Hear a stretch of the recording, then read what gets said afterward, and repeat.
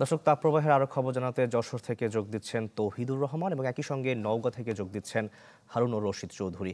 আমরা প্রথমে চলে যাচ্ছি যশোরে তৌহিদের কাছে। তৌহিদ, যশোরে আজকে সর্বোচ্চ তাপমাত্রা কত রেকর্ড করা হয়েছে, সার্বিক অবস্থা জানাবেন।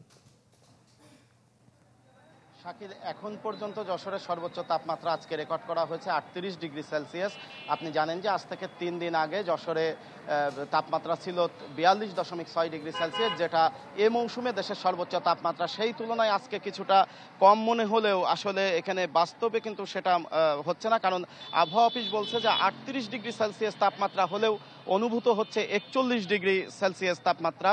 অর্থাৎ সেই যে তাপদাহের যে প্রভাব সেটা রয়ে গেছে এবং এতে জনজীবন দুর্বিষহ অবস্থা বিরাজ করছে।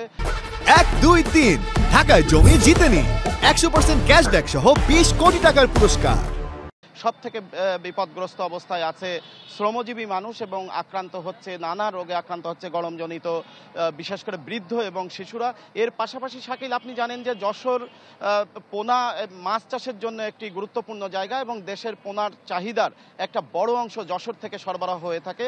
কিন্তু এই প্রচণ্ড তাপদাহের কারণে পোনা মাছ, বিশেষ করে চারা মাছ আমরা যেটাকে বলে থাকি, সেই চারা মাছ কিন্তু মারা যাচ্ছে, পোনা মাছ মারা যাচ্ছে। ফলে এবং অক্সিজেনের অভাব এবং গরমের কারণে এটা হচ্ছে বলে আমাদেরকে মৎস্য চাষিরা জানিয়েছেন। এর ফলে সারা দেশে একটি বিপর্যয়ের অবস্থা পড়বে। একই সাথে পানির স্তরও কিন্তু এখানে নেমে গেছে এবং পানি সরবরাহ বিঘ্নিত হচ্ছে। যদিও জনস্বাস্থ্য বলছে যে তারা পানি সরবরাহ স্বাভাবিক রাখতে তারা বিভিন্ন ধরনের ব্যবস্থা নিয়েছেন। শাকিল। তৌহিদ, আপনাকে ধন্যবাদ আমাদের সঙ্গে যুক্ত হওয়ার জন্য। এবার চলে যাব নওগাঁতে হারুনের কাছে। হারুন, আপনার সেখানকার পরিস্থিতি জানাবেন।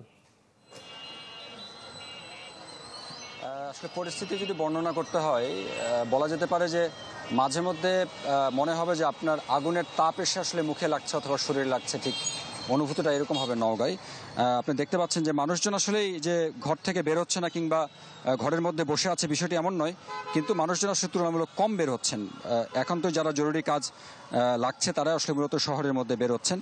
আজকে আবহাওয়া অফিসের তথ্য বলছে যে নওগাঁর যে তাপমাত্রা সেটি আসলে সন্ধ্যা 6টা নাগাদ তারা দিতে পারবে। গতকালকে 38.7 ডিগ্রি সেলসিয়াস ছিল এবং গতকালকের আগের দিন ছিল 37.0 ডিগ্রি সেলসিয়াস। অর্থাৎ প্রত্যেক দিনই কিন্তু 1 থেকে 1.5 ডিগ্রি সেলসিয়াস করে তাপমাত্রা সেটি কিন্তু বাড়ছে, যার কারণে আগামী কয়েকদিনে পরিস্থিতি কোন জায়গায় যায় সেটি কিন্তু ভেবে দেখবার বিষয়।